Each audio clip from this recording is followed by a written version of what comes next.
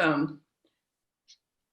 Today we'll be talking about the Suffragist Playbook with authors Rebecca Boggs-Robert and Lucinda Robb. First we're going to welcome Dean Mark Rozell to kick off the proceedings. Thank you, Bonnie, and good afternoon, everyone. It's my pleasure today to welcome you to the Schar School of Policy and Government here at George Mason University for another timely book talk sponsored by our own Gender and Policy Center. As we celebrate the centennial of women's suffrage this year, authors Lucinda Robb and Rebecca Roberts have made this historic celebration one of contemporary interest. In the Suffragist Playbook, they tell the story of the suffragists by extracting lessons learned from how the movement succeeded in winning the right to vote for women. These lessons can be of interest to our students, faculty, and anyone in the wider community seeking to advance an issue on the public policy agenda. Written by two accomplished women in their own right, the book is dedicated to their mothers, Linda Robb and Cokie Roberts, both of whom I'm very proud to say have graced the Schar School stage in recent years. Linda Johnson Robb and Charles Robb joined us in 2015 to talk about life in public service. Cokie Roberts moderated a Gender and Policy Center Tolchin Symposium in 2017 called Clout, Women Power, and Politics. Today's conversation continues those themes about the importance of public service and the value of women's voices in the public sphere. So I now turn you over to Professor Bonnie Stabile, who directs our Gender and Policy Center, to begin the conversation. Bonnie? Thanks so much, Dean Rozell. As the director of the Gender and Policy Center here at the Schar School, I've had the honor and pleasure of presiding over many events meant to raise awareness and bring us into dialogue about gender issues in the policy context. Just since the spring semester, we've hosted webinars on the increasing incidence of domestic violence during the pandemic, racial disparities and access to the vote, and a double panel on unconscious bias in the workplace and the wider public sphere. We started this wild ride of a year, 2020, off with a book talk with the Honorable Deborah Lee James, 23rd Secretary of the Air Force. In her book, Aim High, Chart Your Course, and Find Success, she shares strategies from her career to inspire those coming after her. Today, we welcome, as we've said, Rebecca Boggs-Roberts and Lucinda Robb, esteemed authors and experts on women's suffrage. They'll share their insights on the entrepreneurial women who forged the movement. This elegant and energizing contribution that the book makes is the distillation of 9 main lessons or tactics from the Suffragist Playbook that can guide and inspire us in this present historic moment. Rebecca Boggs-Roberts is the author of another book on suffrage called Suffragists in Washington, D.C., The 1913 Parade and the Fight for the Vote, and another book, Historic Congressional Cemetery. She's been, among other things, a journalist, producer, political consultant, and radio talk show host. Currently, though, and this is pretty exciting, she's the curator of programming for Planet Word, which is a new museum set to open this month, in fact, 1 week from today. This is a new institution that we hope and expect will become part of the intellectual and cultural life of our capital city, Washington, D.C., which is also Rebecca's home. Lucinda Robb was project director for Our Mothers Before Us, Women and Democracy, 1789 to 1920 at the Center for Legislative Archives. That project rediscovered thousands of overlooked original documents and produced a traveling exhibit and education program highlighting the role of women in American democracy. She also helped organize the National Archives celebration of the 75th anniversary of the 19th Amendment in 1995. And she lives in Virginia, and little known fun fact, has a collection of more than 500 Pez dispensers, some of which we'll see in the course of today's conversation. So thanks so much to both of you for being with us today. I thought I would start off by, I know you mentioned in the book that you were surprised and perhaps somewhat chagrined that how little of the history of the suffrage movement is known and how little the subject is covered in the course of our normal education as we're growing up. So to get us started, can you give us a very brief historical primer? Oh, okay. Well, first of all, Dangerous question for someone who knows as much as you do. There really is so much to talk about, and there's so many fun things to say. And part of the reason this book came about, because I realized that, in talking to some of my friends about the upcoming 100th anniversary, I had a lot of them admit that they didn't know anything about what was going on. And living here in Virginia, I know that there are people who know the names of more horses in the Civil War than they know women in the suffrage movement. And so we started thinking, how can we put something together that can give people an idea of really how impressive and how important this movement was. And it actually started, there's some debate among historians, but traditionally we started back in 1848 at Seneca Falls, when a small group of Quaker women, including, well, she wasn't Quaker, but including Elizabeth Cady Stanton, got together for tea in July in upstate New York. And all of them were abolitionists, and they'd been very involved in that movement. And because women in the abolitionist movement had had a lot of challenges to their getting involved at all, the idea of women's rights become sort of a, let's use a term we might talk about today, it was kind of a buzzy term in that very small progressive group. So these ladies get together for tea and they decide sort of on the spur of the moment, hey, let's have a national women's rights convention. And it was the very first women's rights convention. I'm sorry, I shouldn't have said it was national. And they send out flyers, and 2 weeks later, they show up at a church on July 19th, and much to their surprise, and pretty much everyone's surprise, almost 300 people are there, including men and children. Now, initially, the idea had been, it's a 2-day conference and convention, and only women are going to be allowed to speak, which must have been quite a surprise to the men who had attended on those days. But in the end, they decide on the second day that they're going to let the men participate. And Elizabeth Cady Stanton co-authors a document that she calls the Declaration of Sentiments.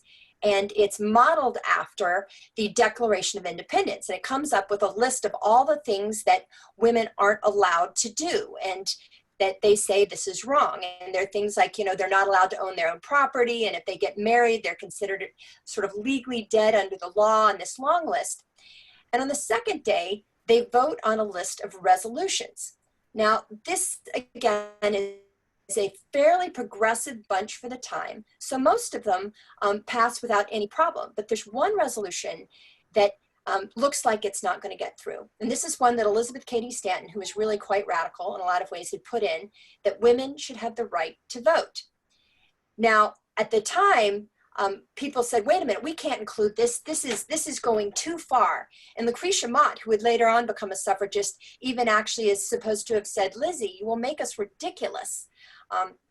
And part of that is because Quakers had sort of mixed feelings about voting. But then one of the men, the lone Black man that we know who attended, Frederick Douglass, stands up to speak. And he's a prominent abolitionist and journalist. And having been enslaved once before himself, he knows what it's like not to have any power. And he speaks in favor of this resolution. And because he does, it passes narrowly. And at the end, they have over 100 people sign it, including 33 men.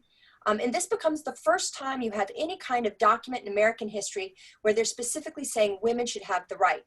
And from that point on, it's condemned in the press, but it also gets a lot of attention. And soon other groups start saying, hey, we should have a women's rights convention. And they do another one 2 weeks later. And then pretty soon, a year later, they have a national women's rights convention. So it becomes something that starts to build. It's a small movement, but they're just starting to get the word out. And from that point on, it takes 72 years before the passage of the 19th Amendment. So it's a long road, but a lot happens.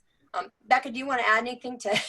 No, I mean, I think that we're not going to go through 72 years of history in 5 minutes, but I think we've thought a lot about why it's not better taught and more Americans don't learn the suffrage history. And of course, some of it is just garden variety sexism, right? It was a movement by and for women, but also it did take a long time. And it doesn't really fit the Hall of Fame model of history, which I would argue is sort of a male model anyway. Especially at lower grade levels, you're taught history by the biographies of famous men. And they had to hold office or be really rich or publish something, all avenues that were not open to women. And so if you're taught history by learning about a couple of really prominent people, those people are going to be white men in American history.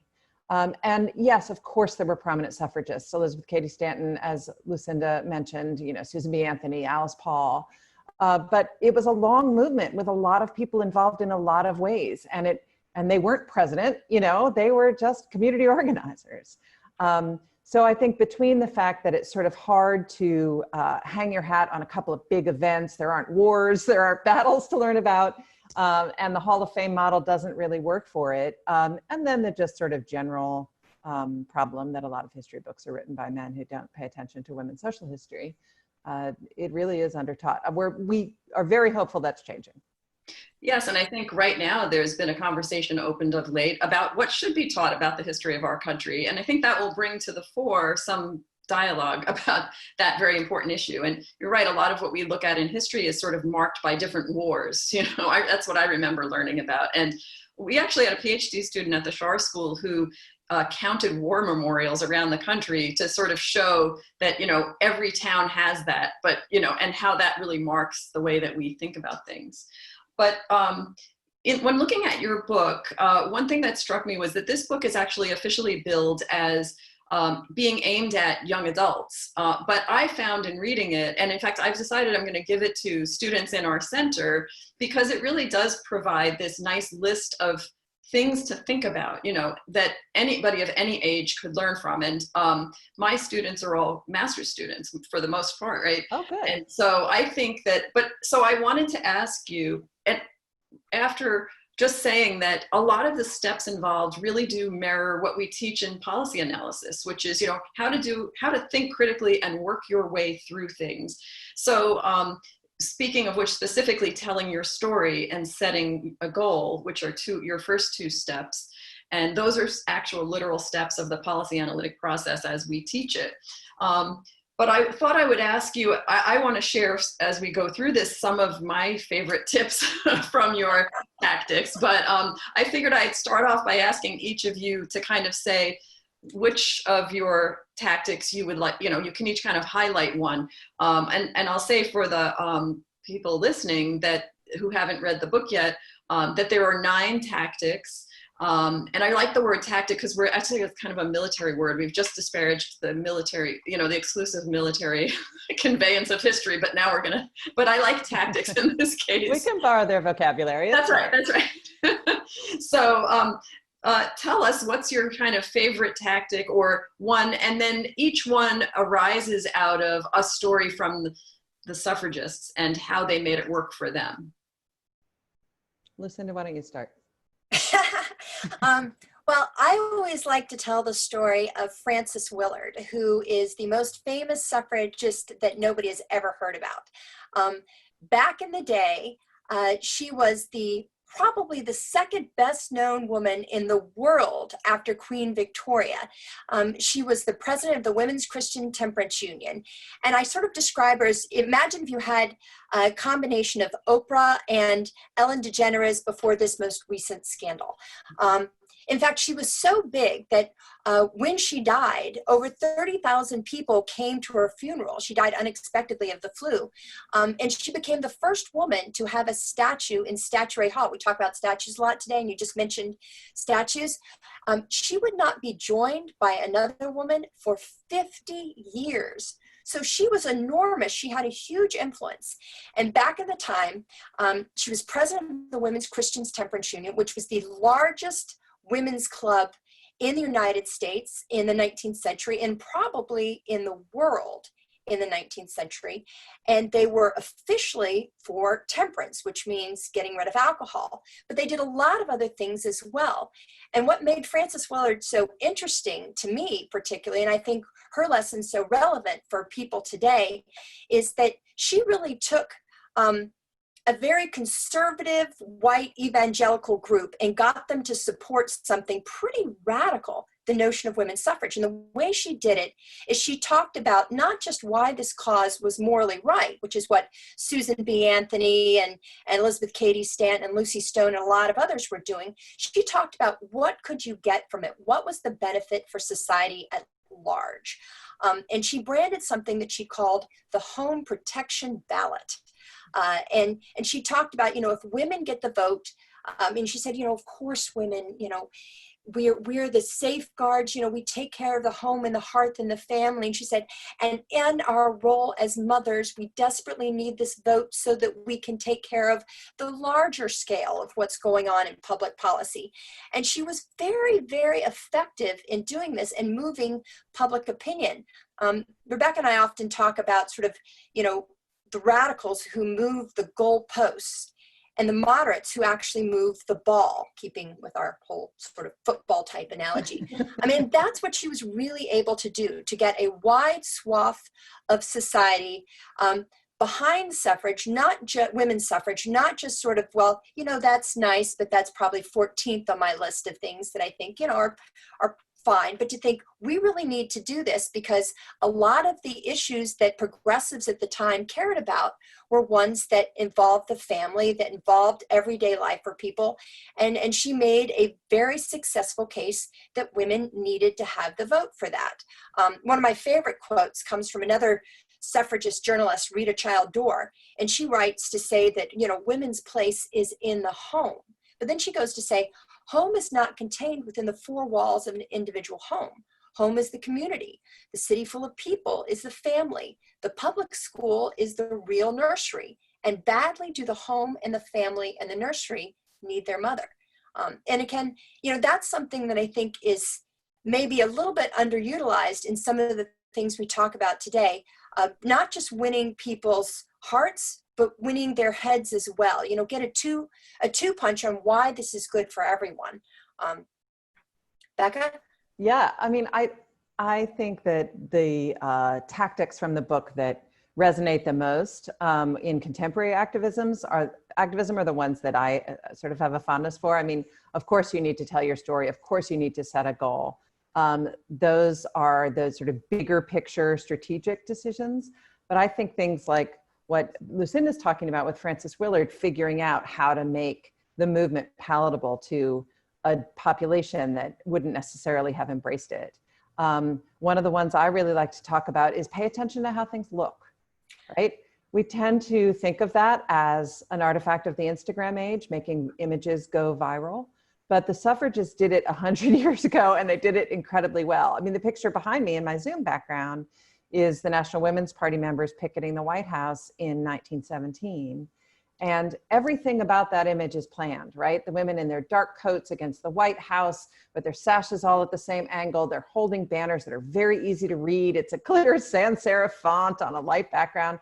And that was all totally intentional to reproduce very well in black and white photographs and to be spread through newspapers. And I've done a lot of research on the 1913 suffrage parade here in Washington.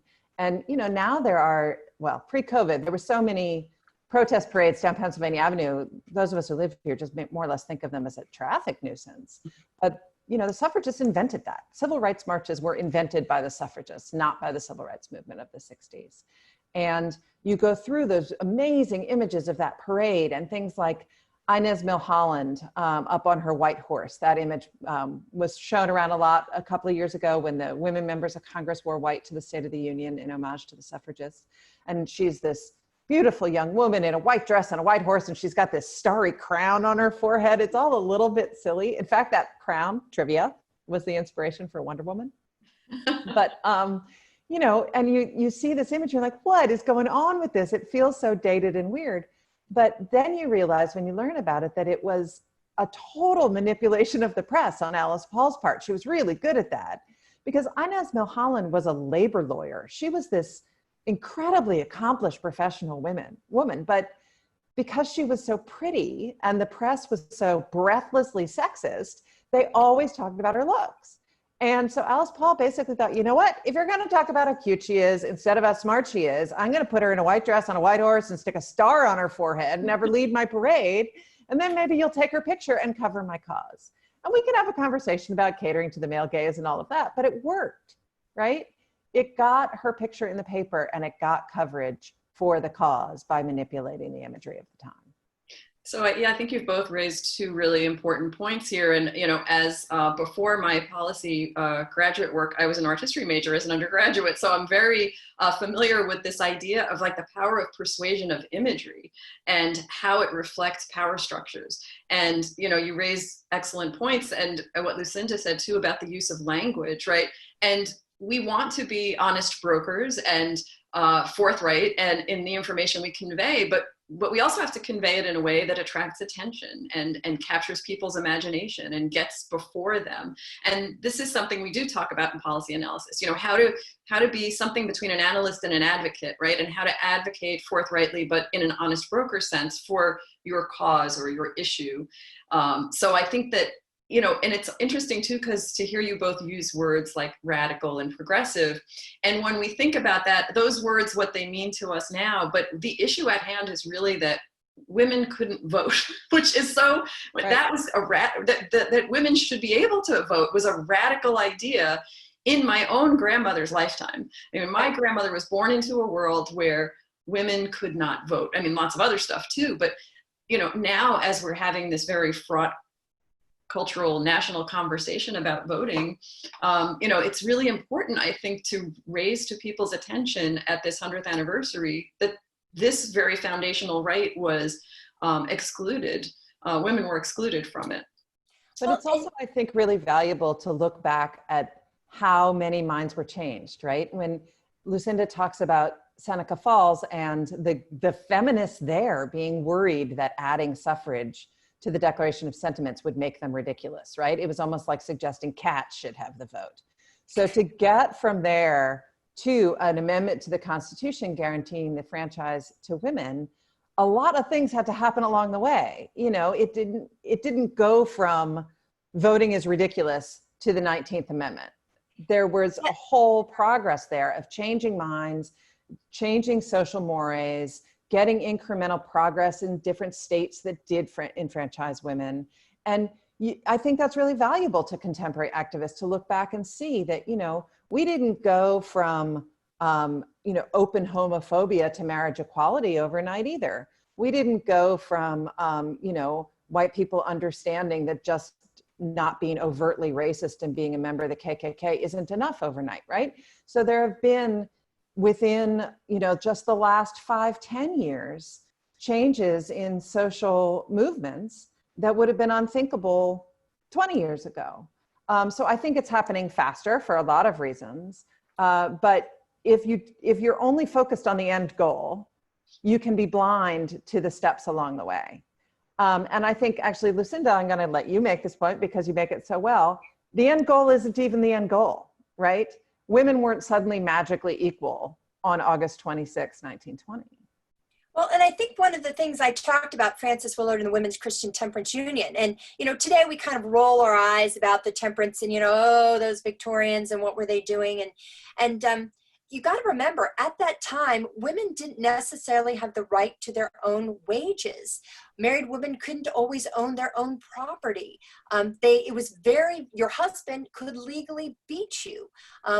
It was very, very difficult to get a divorce. And if you did manage to get a divorce, it was exceptionally difficult to find some way to support yourself and your children with any kind of meaningful wage.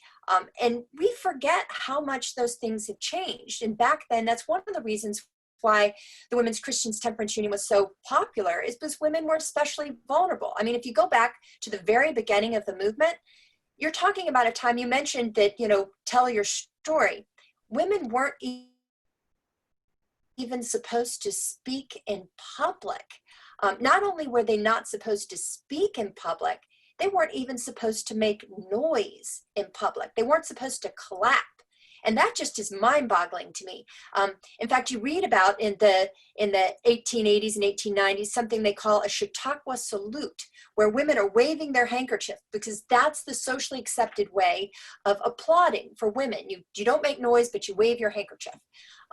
So even when you're very beginning where you're not supposed to have a voice, to the very end where And one of the reasons why the suffragists choose the vote, because it's really a women's rights movement, but the vote becomes sort of the thing they hang their hat on, and that becomes the goal they set, is because having the vote in America is what we see as full citizenship. It's sort of a stand-in for being a real full American citizen who counts. And so many other things change over that long, long 72-year time period. You know, that first wave of suffragists, they live a long time. I mean, you know, both Elizabeth Cady Stanton and Susan B. Anthony lived to be 86. Lucy Stone is 75. Sojourner Truth is in her 80s. You have a group that lives for a long time, but they do not see suffrage actually passed. So they wind up having speeches later in their life. You know, Lucy Stone talks about, you know, the 40 years that she has a speech on things that have changed over 30 years. And then she has a speech that says, well, we still haven't gotten the vote, but things that have changed over 40 years. And they're big changes. And it's obviously things like the right to speak in public, which Lucy Stone was a big part of, but it's also the ability to go to college, to join the professions. They do wind up changing a lot of laws so that women can own their own property. A lot of things change along the way, and it's all part and parcel together and part of this big persuasion of the public that women are full, equal citizens.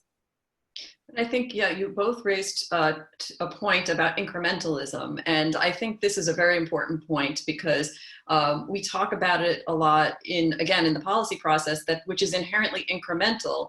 And we often think we haven't made any significant change, or people get frustrated and they say, well, look, government can't fix anything because look, they're barely doing anything, right? And so there's lots of reasons for incrementalism, but you know, political time is very short term.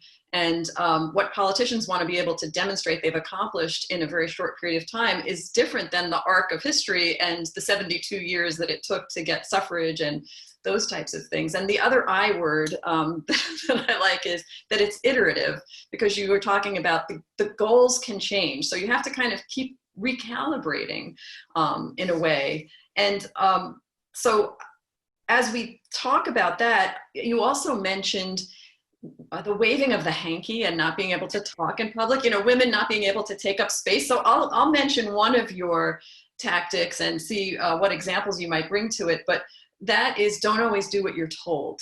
And I think this is really a hard lesson for especially young girls, even still to this day, right? Because, and for anybody really, but you know, but sometimes circumstances require for progress to be made that we don't do what we're told. And so what example might you bring to that? So the example we use in the book is from the 1913 parade. So here in Washington, Howard University had a few sororities that were largely social, but one new sorority wanted to start specifically to be more politically active, Delta Sigma Theta. And Mary Church Terrell was one of their advisors, and these were young women who specifically wanted to form a group that would be politically active, and they wanted to march in the 1913 parade as their first act as a sorority. And Howard, I mean, you all are local, it's an HBCU, the women were African-American. Alice Paul was very, very nervous about that. And this is a woman who was absolutely willing to push public boundaries for gender, but super not for race. And she punted. I mean, at first she didn't even answer their letter for a while, which was really unlike her. And finally, she was so nervous that an integrated parade would alienate Southern marchers that she suggested that the Deltas march at the back. Right. Ida B. Wells Barnett, an African-American activist, anti-lynching crusader, journalist, was not at all interested in doing what she was told most of the time for very good reason, and she did not march in a segregated section of the back. She waited with the crowd. When the Illinois delegation came by, she joined her white colleagues in the Illinois delegation. The Deltas, contemporary members of Delta, who all know this as their origin story, say that they also marched exactly where they wanted to march. Pictures don't survive, which is really too bad. But they called it bogarting, was the term they used, that they popped into the parade to march among other college women. And it's symbolic, of course, but everything about that march was symbolic. Everything about that march was meant to put a public face on American womanhood that would challenge traditional norms.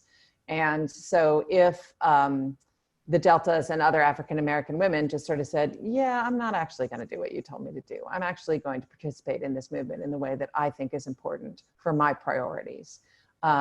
And because there were plenty of racists in the suffrage movement, and because a lot of white suffragists failed to recognize that Black suffragists had, now would call it intersectionality, right? Now that Black suffragists had specific needs that were separate and different from white suffragists.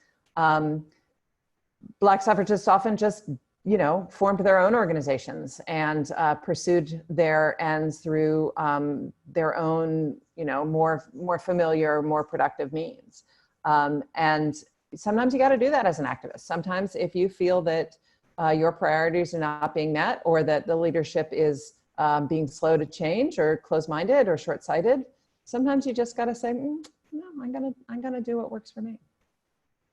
Yeah, and before I move on to Lucinda, I just wanted to say that I applaud what you've done in your book, which is also to have a specific section to say it's time to talk about racism, and to acknowledge the shortcomings of the individuals who, as we've discussed, are both our heroes, but also have feet of clay. And that's something that we're also coming to terms with currently in the public sphere. How much do we acknowledge both the advances and the shortcomings put forth by people from our history who we really credit with so much progress, but also must acknowledge that they, like us, are imperfect and fallible. So Lucinda, did you have an active story that you'd like to share? Well, it's interesting, I think, in reference to that, how much things have changed. When I was involved in planning the anniversary, the 75th anniversary at the National Archives back in 1995, it was very much viewed just sort of flat out as a celebration. And there was a parade, and there was a special exhibit, and the 19th Amendment was on display, and we had a special event on the steps of the archives. And it was, it was very much a celebratory mood. And I think now for the 100th, there's been a much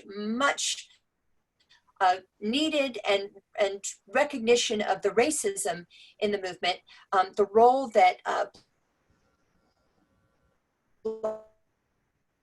Black suffragists played to the movement, and also some of the ways that the movement itself just failed utterly.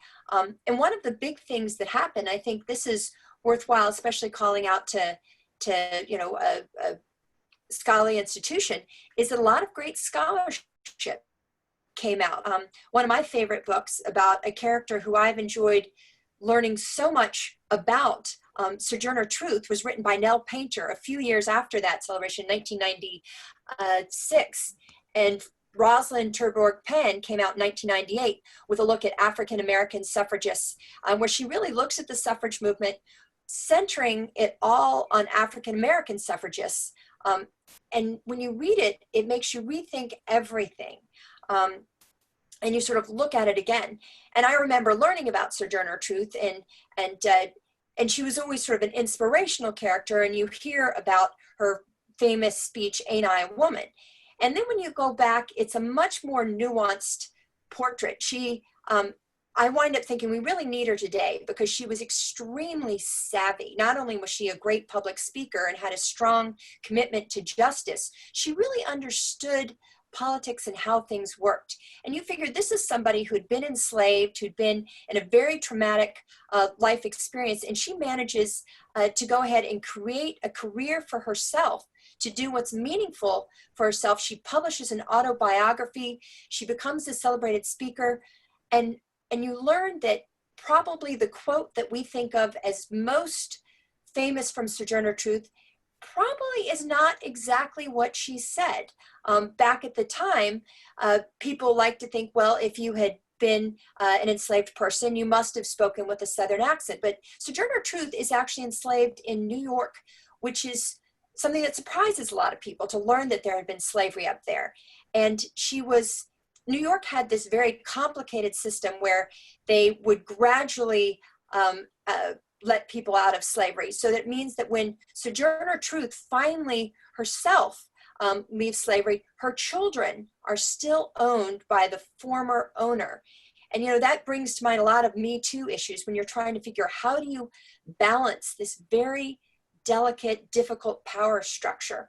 And she goes on, like a lot of Black suffragists, she's interested in suffrage, but she's also involved in trying to figure out what can the country do to help all of these formerly enslaved people as they're coming on. She works with the Freedmen's Bureau right here in Arlington, where I now live. And a lot of the suffragists, you know, Ida B. Wells is hugely involved in anti-lynching and a lot of different, you know, initiatives in their communities, specifically around childcare and education and transportation. And that happens across the board. You find that people who are involved in one movement, you sort of cut your teeth and you learn how to become politically active. And then you say, okay, that's great. These are other causes I also care about. And they become training grounds, which is, I think, really important. Yeah, I think that is really important. And I just want to pause for a brief commercial to let our participants know that I see some really great questions coming into the Q&A. So I want to let you know that we're going to get to those in about between 5 to 10 minutes. But before we do that, I just wanted to raise one other point among the tactics that I'd like you to address, which is this idea of doing your homework. And under that category, I found something that I myself I was telling them, you guys, before the participants came, that I got a little teary at certain points in this book because it was so resonant. But doing things that are uncomfortable, like not always doing what you're told. And oh, by the way, the women that you talked about, Becca, who joined the parade anyway, you know, people take risk to themselves when they do these things, right? So that's an additional burden that we have to acknowledge. But this part, under the moniker of doing your homework, you've noted that you have to learn how to ask for money, right? So as a center director, this really struck me, but also a lot of our students are nonprofit management. We have a significant portion of our students go into some kind of nonprofit management. So that is actually a skill, asking for money, that they have to have, which most of us are incredibly uncomfortable doing.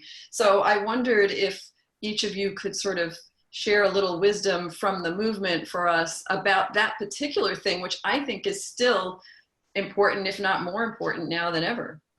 Yeah, it's a constant through line when you read the primary documents. I mean, Susan B. Anthony, I'll let Lucinda talk more about her, but she was just fundraising a nickel at a time, right? And it was exhausting, and it took a really huge percentage of her time and effort. Alice Paul was really clever about this. One of the things she was very smart about with fundraising was she understood that people liked to see what they were funding. And so there's a story when the National Women's Party set up a booth at the World's Fair in San Francisco in 1915, and one of her members who was there trying to set up the booth and get everything ready wrote back to Alice Paul saying, like, this is such a pain, nothing works, I don't have any money to do anything, we don't even have a phone. And Alice Paul says, don't get a phone. Go make a huge scene about using the public phone and what a pain in the neck it is to have to use the public phone, and someone will fund your phone because you've made it so obvious that it's this very direct need that funders like to fund. Ultimately, by the 20th century, the National Women's Party continued to have those sort of nickel and dime problems, but they also got a ton of money from Alva Belmont, who had married very well a few times, including to a Vanderbilt, and was not afraid to write great big checks. The National American Women's Suffrage Association, the larger, broader group, also did have a big bequest from the estate of the widow of the person who published Frank Leslie's illustrated newspapers. And so they got a big endowment from her estate, plus the bonus that, you know, everyone's favorite kind of donor, too dead to meddle. So they ultimately had more of a cushion than the Women's Party did. Yeah, I mean, that, as Becca said, it was always a problem, because if you think you weren't allowed to speak in public, imagine asking money in public, how that sounded to a crowd a century, 2 centuries ago. In fact, Lucy Stone, who was one of the first women to get out and speak about suffrage and women's rights in general, she was hugely successful as a speaker. She would draw thousands of people would come to hear her speak. But for the longest time, she's living basically like a pauper because it never occurred to her to ask for money for speaking. And in fact, it wasn't until she started traveling with basically it was sort of a progressive folk singing group. And they suggested to her, they said, you really ought to ask for some money when you do this. You're getting a lot of people into this hall. And they said, we'll split our first ticket with you. And that's the first time that she actually winds up asking for money. And it works out very well. She winds up going on to become the person who supports her family, and as do several other suffragists. But it is something that they're doing on a much smaller scale. And in fact, Susan B. Anthony, who was the real workhorse, she's kind of the Energizer Bunny of the suffrage movement. She is on the road traveling nonstop for over 40 years, giving, she estimates, somewhere between 75 to 100 speeches a year for suffrage. And a big part of it is just collecting these small dollars here and there. And she spent 12 years of that doing just to raise the money to pay off a debt that she had. So that is something that really bedevils the suffrage movement. And once they have some of these, after the progressive era and in the 20th century, you do have some women who themselves are able to give money to the suffrage cause. That totally frees them up. It's a real game changer. And that remains something I think people are challenged with today. I wrote my thesis on women congressional candidates and campaign fundraising. And, when I was talking to women in Congress, one of the things they said, it's just so awkward to do. Now, a lot of men don't like it either. That's not unique. But part of it is turning it around and thinking, I am not asking for myself. I am asking for a public good. This is good for all of us. And that really has to be the thing that you constantly keep in mind. That, as well as with anybody any cause you're involved in, suffrage and others, you have to be willing to have those days where you hear a lot of no and you just keep on going. It's, not for the faint of heart. Well, I do think that a lot of the messages that you had and the tactics are inspirational and sort of fortifying because, if you think about these uncomfortable situations that you're put into by not always doing what you're told or making noise when you're not expected to, those can be difficult things. And your last tactic was recruiting your allies, right? And this is something that will resonate for people in my gender and policy class this semester because we're investigating sort of every week it comes up, the question of networking among women in particular, but allies don't have to be necessarily of the same gender, right? But the idea of living with others in your discomfort, perhaps. And also finding people who can accomplish the part you can't. So actually, Lucinda kept wanting to talk about men in this book, and I kept saying, nah, men have their own books. But the truth is, by definition, these women could not secure the vote without men, right? They couldn't introduce legislation. They couldn't vote for it. They couldn't run for office. They were starting from a position of no political power whatsoever. So there were certain parts of this goal they just could not accomplish while female.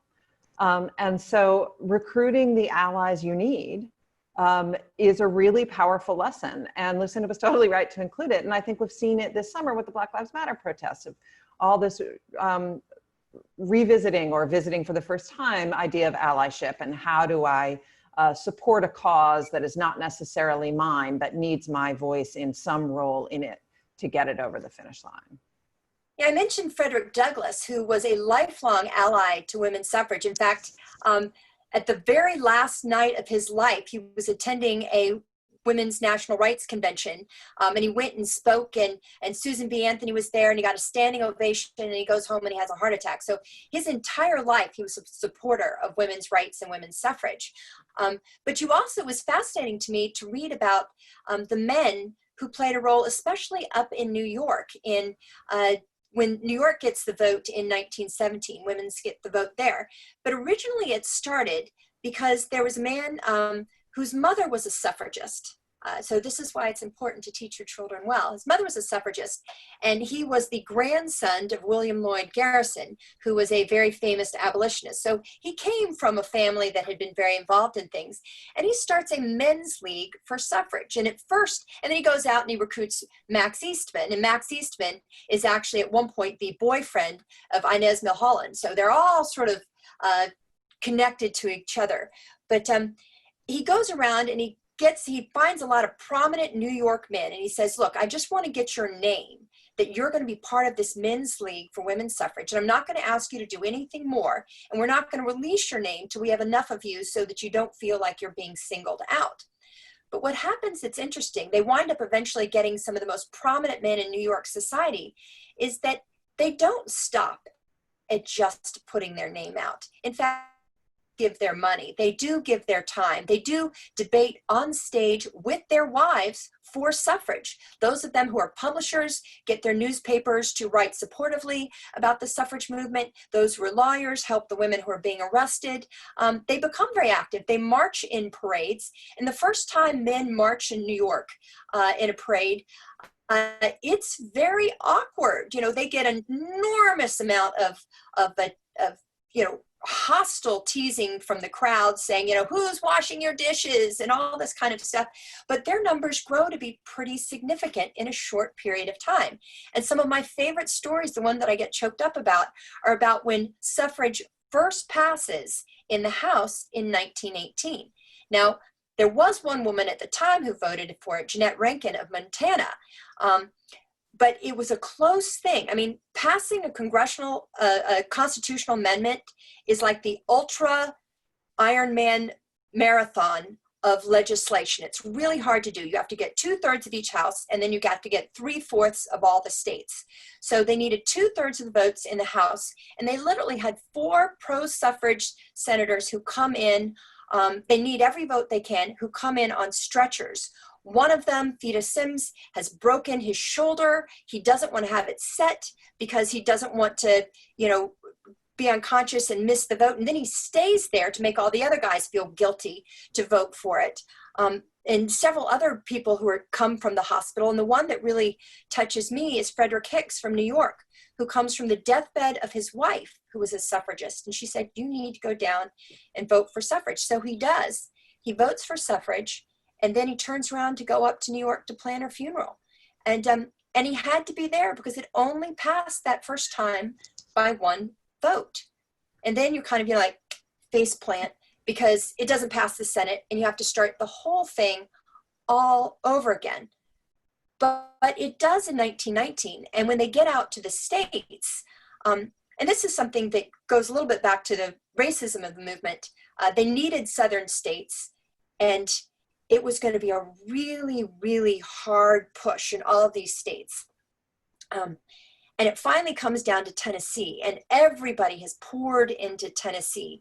You have the liquor lobby, you have the anti-suffragists who are led by women, which is fascinating to me. It's not as big a group as the suffragists, but they're very organized, they're very formidable. They call it the War of the Roses because if you're pro-suffrage, you wear a yellow rose, and if you're anti-suffrage, you wear a red rose.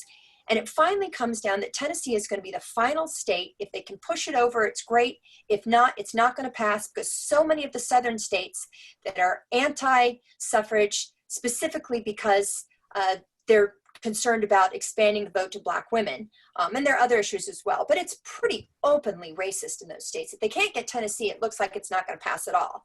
And people who have passed the ARA amendment know that you can get really far and then not make it. And it comes down to this 1 vote. And it looks like it's going to fail because they have the votes the anti-suffragist thinks they do. And then this young man, Harry Byrne, 24 years old, he's even wearing a red rose on his lapel that indicates he's against suffrage. And he changes his vote and he votes for it. And later on, I'm sorry. I wanted to interject that the ERA is a question that 3 or so people have in our question form. So yeah, it's a tough. There's lots to it. But when Harry Byrne finally gets out and people say, "Why'd you change your vote?" He has a lot of different reasons, But the one reason he gives that anybody pays any attention to is he says, I voted it because my mother told me to do it. And every good boy should follow the advice of his mother. And so it really, that interpersonal lobbying, those relationships do make a difference. You need to have the right allies. Well, thank Sorry, you. I get very excited about that. No, I mean, it is exciting, and I love that story. And but it also gives us the segue into a few of the questions that I wanted to raise from our participants. And a couple of people have asked about, they'd like to hear your insights about where we are with the ERA, or what lessons we might learn from the suffragist movements to apply in this current instance. I'll let Lucinda talk about Virginia and things like that, but there is a direct through line, right, from the suffrage movement to the ERA. When the 19th Amendment was ratified in 1920, the big organization, became the League of Women Voters. So they decided to dedicate themselves to an informed electorate and civic engagement. The National Women's Party stayed a party, and Alice Paul drafted the first draft of the ERA in 1923. So obviously there are thematic overlap, but there is in fact a direct line from suffrage to the ERA. And you see a lot of the objections to it echoing objections to suffrage. You wonder who was against women voting, but a lot of the people who were against women voting were women. And it was because of what Lucinda alluded to with the Frances Willard argument, that women at the time thought, and this will all sound familiar to people who have been faced with opposition to the ERA, that women should be proud of their role in the private sphere, that was vital and something that women did very well and was essential to the future of America. And that by wanting to have a voice in the public sphere, the men's sphere, it was denigrating the importance of that private sphere, that it was undermining the value of the role they already played. And so I think in terms of understanding very directly for the ERA, the lesson you can draw from the suffrage movement is understand why people oppose it and figure out what message will reach them. Because just saying it's the right thing to do is not a compelling argument. And of course, there are going to be people you can't persuade. There are people who think women are inherently inferior and they're troglodytes and you write them off.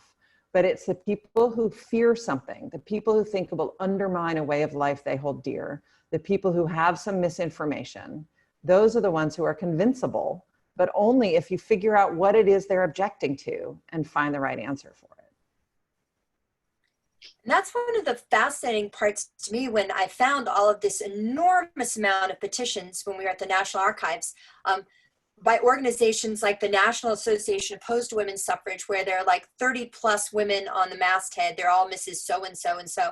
And they're making their arguments against women's suffrage. It's not that they, for a minute, believe women are inferior. Oh, no. In fact, they're pretty convinced that women are morally superior. But they do envision things a different way. And one of my favorite lines that I have from a petition they sent in, where they talk about if you allowed women to have the vote, it would be an endorsement of nagging as a national policy, and that no state legislature around the country could meet without being surrounded by suffrage pickets. And this to me is something that sounds like a reason to do it. It said, well, if you have women doing that, then any woman can think that she can get something passed just by pestering her representative. And I think, well, I should hope so.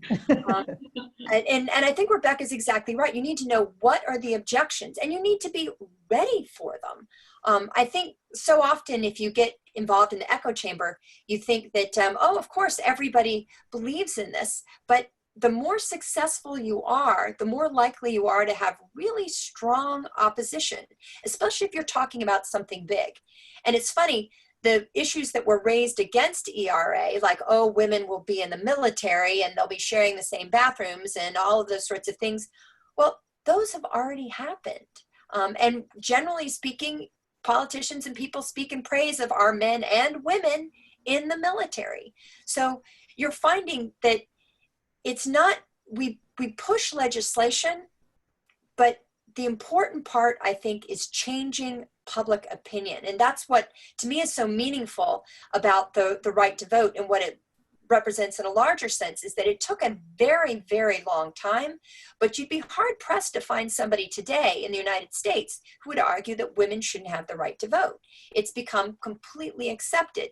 So it's tough to do to move that public opinion, but it does have long lasting impact. And I think that's something that I would sort of highlight when you're looking back. And for those who are understandably sort of overwhelmed by how long these things take, and it is exhausting, you do look at those changes that happen that you can only see when you pull back. When women got the right to vote in 1920, and there actually had been states and places where they had the right to vote beforehand. And I should add that it's just eliminating gender as a reason why they couldn't vote. So many Black women in the South, along with Black men, were largely still disenfranchised, although there were Black women who were working very hard, even there in difficult, extremely difficult, dangerous circumstances. But when women first got the right to vote, everybody had predicted there'd be this big, massive, huge change. And in fact, it was kind of anticlimactic. Not that much happened. The world did not, men suddenly did not have to learn how to wash the dishes and take care of the baby because their wives were gone all day at the polls and all these different things. But only 30% of the women voted who were eligible to vote. But when we look at that number now, more women, in the first election where you had more women voting than men as a percentage is 1980. But now women vote in significantly higher numbers. In fact, I think that the Center for American Women in Politics estimated that the last election in 2016, you had 10 million more women vote than men. And that gender gap is very, very pronounced today. In fact, it would be a much different election coming up in a few weeks if women didn't vote.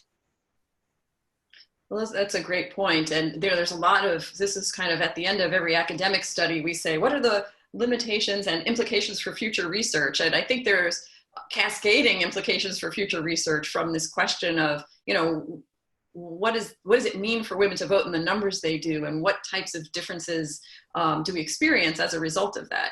So I think that's a really interesting question. We're coming to the end of our time, so I wanted to just wrap up by saying we had a question that we weren't able to address directly, but it's about what lessons we can use from the suffragist movement to stay determined and resilient. And I really think you've answered that question that was posted quite early. And, all the things, one of the things that's inspirational is this idea of taking the long view and, in retrospect, showing the things that you've mentioned, that the tactics that you've recounted and packaged so nicely for us really show that we can make advances. And then looking back, that we really have in that arc of time made substantial change possible.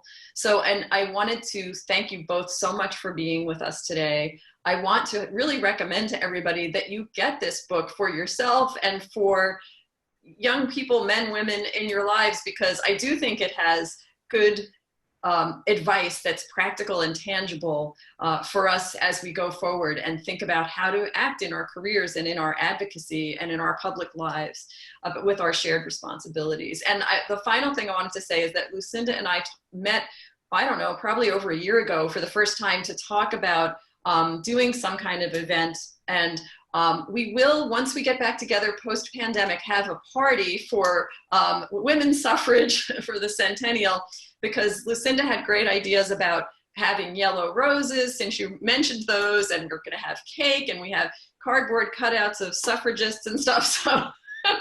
So we'll be out there on the plaza at the Schar School. We'll be sure to let you all know when that happens, and we hope our authors will be there to celebrate with us. So thank you so much, Lucinda Robb and Rebecca Boggs Roberts, for being with us today. Thank you so much for having us. It's been a great hour. Thank you very much. All right, thanks so much.